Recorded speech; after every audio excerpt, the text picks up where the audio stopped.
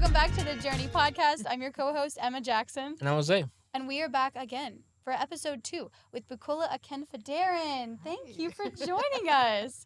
Now, if you didn't catch part 1, you need to go watch it. It's so rare to get to sit down with such a seasoned software engineer who is literally a pro at building and launching successful apps.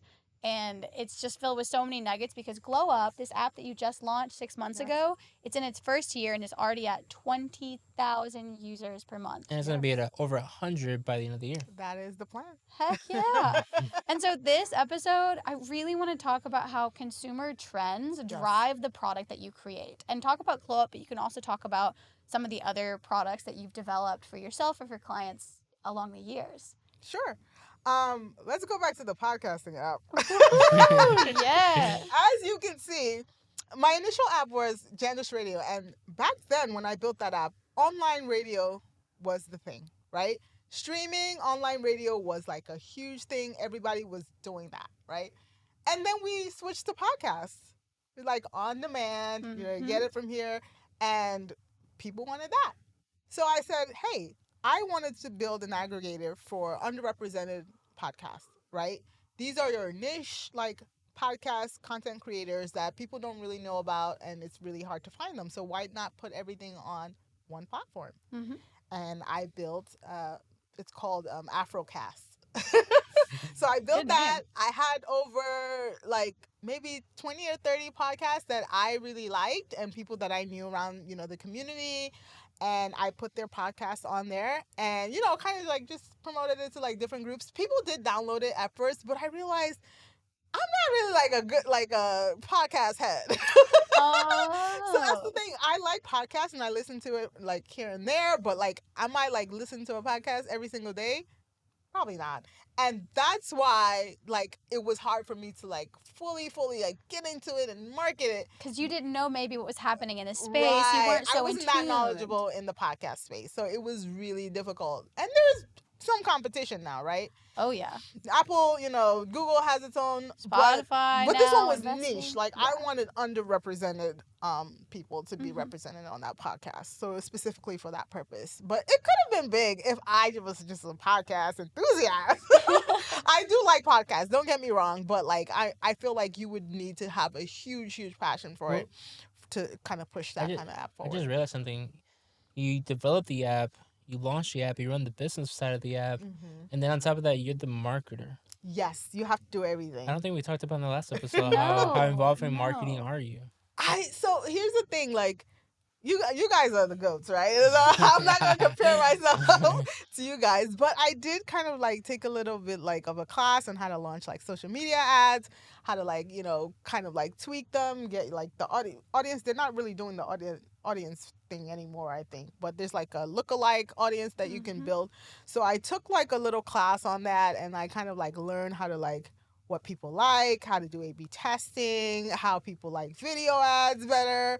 So well, that's so important for you because we talked about this in the first episode. It's all about iterate. Yeah. If you don't have the feedback and understand what consumer trends and insights are, you can't make those changes on the app. Yeah, so I just like put a bunch of different types of ads out there. Like I did some static images, I did some videos without me in them, and then the ones that I put with me in them were going crazy. I was like, okay, people like me in this ad. So I'm gonna keep this one up there. And then I did another one where I had like a bunch of models, like, showing their beautiful hair and their skin and like their fashion. And that one is like 15 cents a click. Like people love it's had over like 30,000 or something clicks on there. So that's like the one that I'm like, pushing forward. I think the cool thing you just did, probably you didn't even notice you did it. You started creating association with the brand and the platform itself. Yeah. You put yourself in there, you put models, and then you're presenting those particular pieces of those models to what your brand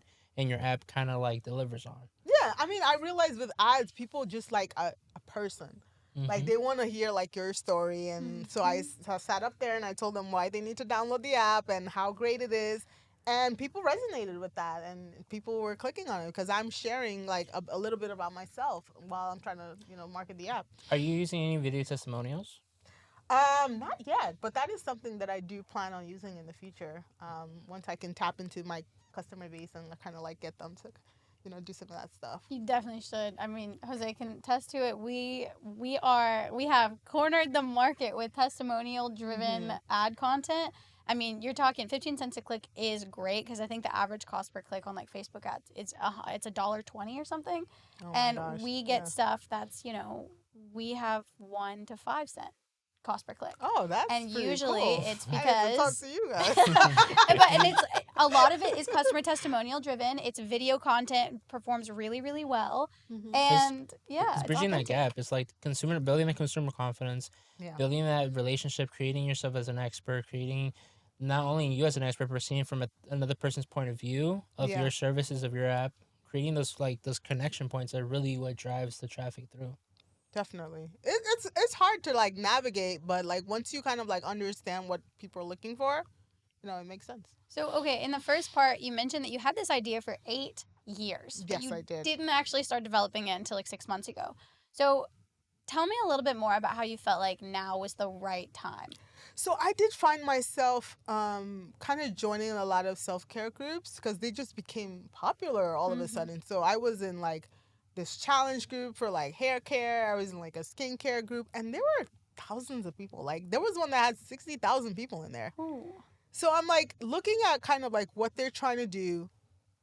Even Reddit, right? Reddit is also a good place where they do this. They kind of like do like this progress tracking, right? So like if I have a goal, like I want to grow my hair up like 12 inches by the end of the year, they kind of post like updates every month, but it's not collated, right? It's kind of like Facebook is not the kind of platform to do that. The posts are everywhere. The algorithm is weird. So you don't even see immediate information, right? So when I'm an influencer and I launch a challenge on a platform, like I'm trying to like collate everything, but it's not really working. So I was like, you know what? I can build a tool that is specifically for this purpose. Like I already had the idea. Like why don't I just move forward with it? And I was like, you know what? I'm gonna just take that 8-year-old idea and like put it into action, and like do it. What do people want? So number one, they want to see their goals. They want a place where all their goals are visible. They want to add progress pictures, right? That's the thing. I want to see what I look like on day one. I want to see what I look like every week until the goal is over. I want a single place where I could track all those things, right? I want a routine, something that I can see that's visible that I can refer back to every day. So I want my routine in one place. Maybe I want product recommendations. I want to add products to the routine, right? So everything in one place. And another thing, how do you actually achieve a goal, right? You need a routine, but you also need a schedule. You need a reminder. So I added notifications as a reminder for your goal. This is so good. I need that. Every day, depending on the reminders that you set, you get a notification from the app telling you, hey, it's time for you to do that routine for your goal that you're trying to achieve, that is right? So nice. Because doesn't it take something like 30 days or something to set a goal? Like to set it and make something into a routine, you have to do it. Exactly. And that's the thing. The follow through is so hard because you always forget. I love that you took a whole bunch of different pieces that felt like you could find a community over here. Exactly. You could find, maybe there's a tracker for, independently over here and this and that. And then the product review, genius. I love that. And you're like, let me just put them all together and solve all the problems. And the reminders, I got people immediately telling me, man, that reminder is key. Because that notification pops up in my phone every single day for where I set it. And I was like, oh, shoot, I forgot to do this. So there's even a challenge for drinking water. I don't know how you guys do it, but water is very hard to drink. It is. I don't even remember, some of the time. I have a goal where I need to drink a certain amount of water every day, and I set reminders twice a day.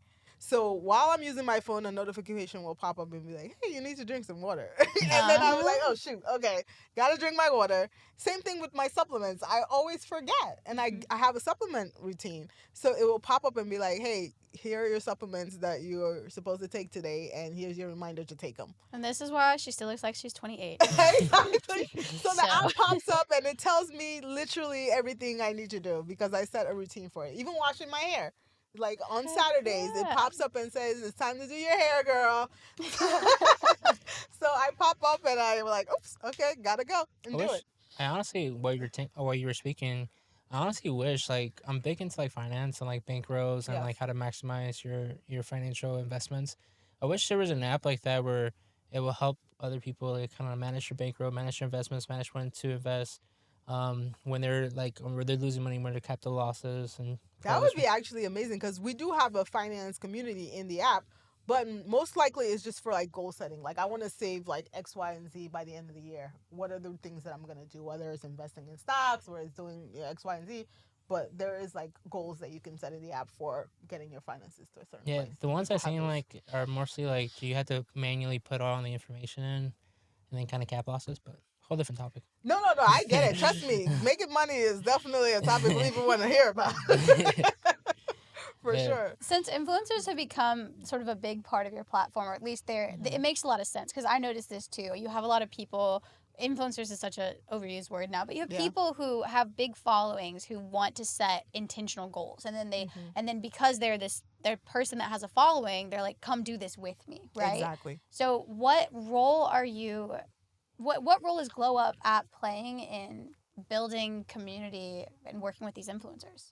So there are two influencers right now that are really big on the app. One is Yandie Smith. She's on Love and Hip Hop Atlanta. She has a skincare brand. I met her when I traveled to Ghana, and I told her about my app, and she was super excited about it. She's like, here are my products for you. She gave me like 3 products.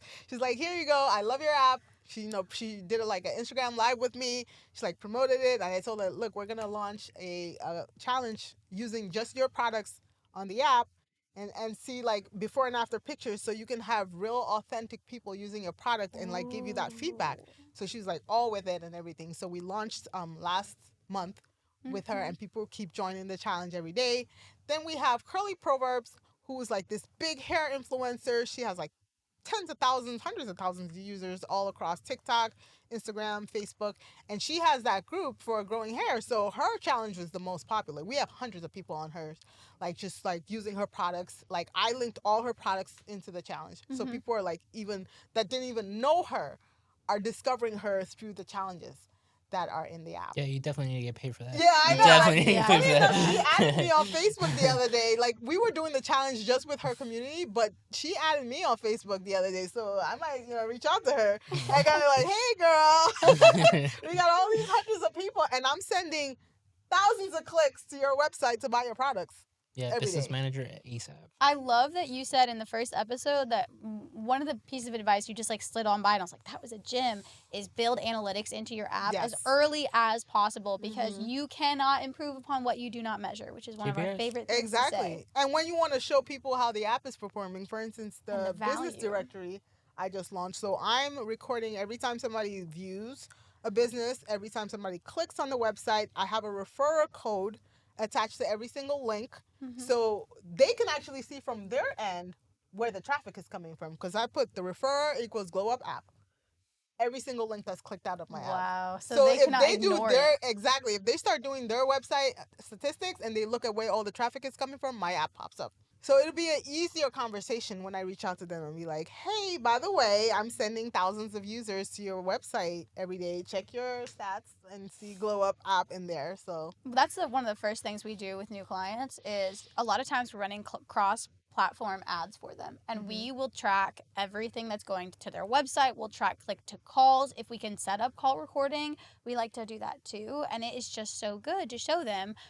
We've had clients who are like, I don't believe that digital ads work for us. We're like, that's fair, that's fair. However, here is some data. Exactly. That, 80% of your website traffic is coming from these Facebook ads. Not even that. We go deeper too. We show them conversion rates on them.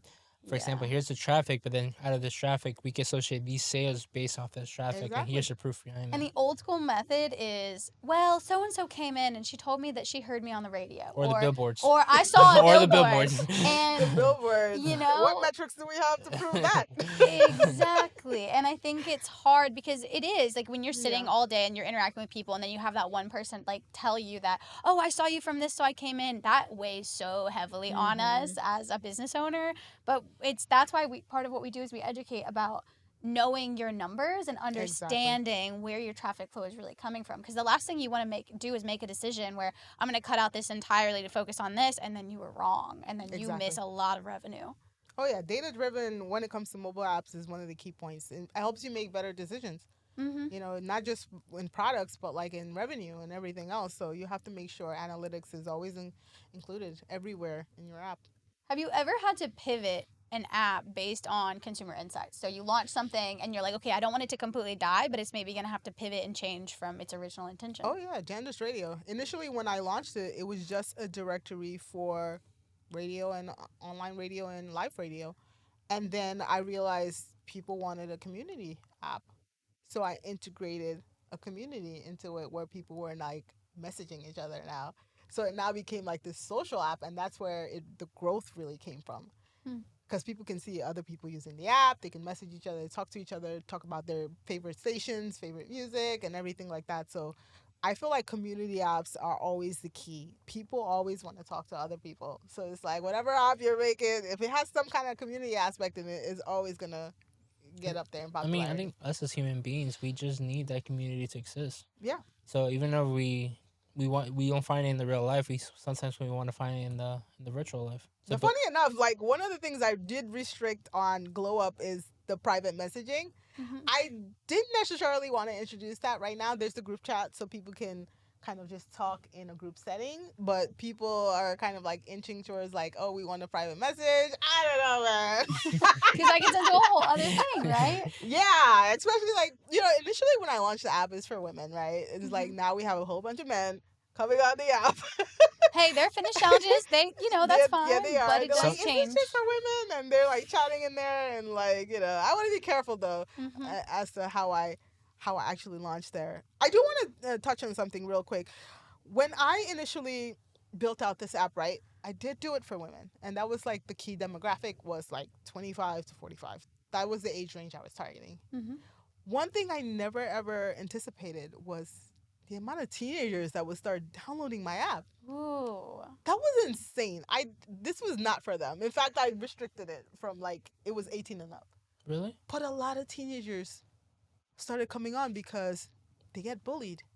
They have issues with their skin. They have issues with their weight. And there were some heartbreaking things that I was reading in my chat room. It was like, hey, I'm 13. I feel really self-conscious about my skin. Can somebody help me? I want to lose weight. And I'm like, oh my God, this is so heartbreaking.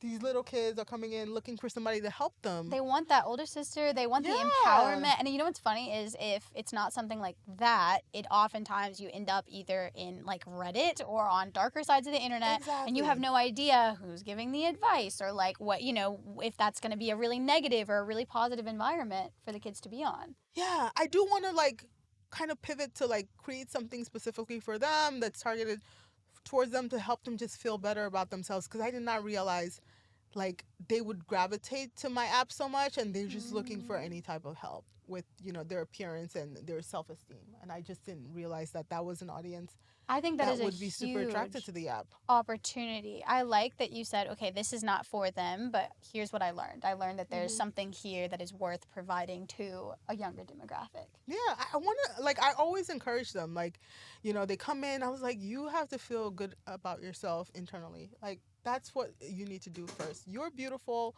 No matter what you feel like you look like on the outside, you are beautiful. Just have that thought in your head before you can improve the external part. Make sure that you are giving yourself that love internally. So I always try to push that hard. Yeah. Oh, especially as a kid, when you're a teenager. Really hard. It broke my heart. Like I'm like, these 13-year-olds, they're all crying out for help.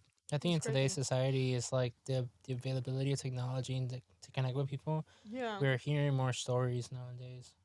Everything's coming to light. I definitely, there's a lot of data that has now, because the first group of kids that have completely always grown up with smartphones, they're teenagers now. Yep. And they're the most depressed generation. And they are, and it is. They're actually like the most depressed generation. A lot of it was because they had access to social media. I, at least, I was on the younger side, like I'm like a zillennial, like Gen Z millennial, but still it didn't really become a thing till like middle and high school. Right. I can't imagine having social media from the time I was in elementary school. I mean, it's and comparing yourself to people and going through, and then it just being this whole environment where you literally can't. They're like addicted to it, and we didn't realize how bad it was for kids. And one thing I love about our community is like everyone is so loving and helpful. Like that's one thing that I push towards the app is like everyone, you have to be decent to each other. Like I push that standard in there. So I love seeing like other teenagers come out and say, hey, I use this product and it worked for me. Do you want to try this? or try that. And like they're helping each other, you know, and being very positive. Like you don't see a lot of social media where people are actually just positively like talking to other people. That being stated, what are your community guidelines? Oh yeah, you have to. There's no like you get banned if you do anything rude or you post any like rude pictures. Like you get removed from the app. So it's a positive space. I'm not Mark Zuckerberg. Okay. But you know, something we talk about with a lot of business owners is the importance we walk people through understanding their personal values and how they want their personal values to be expressed in their brand. And a lot of times people don't make that connection because they're like, I'm just focused on the product. I'm like, yeah, but the last thing you want is if you do happen to get that big growth and a lot of times it grows faster than you realize. And then you turn around and you're like, oh, I don't necessarily, maybe this isn't fostering the environment that I wanted it to. Or Exactly. I think it always goes back to the culture of your company, your business, and what culture you want to be associated with, representative of who you are as a person and as an entity. Yeah, and I definitely like when I built this app, I don't want it to spiral into a Twitter or something like that or X. Like I want it to be a positive space for people to encourage each other. And I'm sorry if that's not you and you want to bully, go to a different platform that allows that. I'm not allowing that on my platform. I can make that decision. Let's just take a moment, snaps for that, because in so many honestly, in pretty much every other major social platform, negative and extreme content is what is like driving virality. It's part of the business plan. Mm-hmm.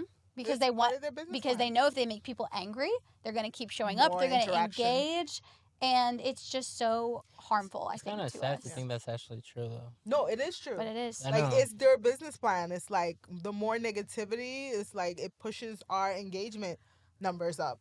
Yeah. You know. And that's how we become. And so, depressed and miserable and whatever. And I think that's why it's so nice to have a focus on just something that is positive, that is just giving you the best version of yourself inside out. Exactly. Be your best self. That's a tagline.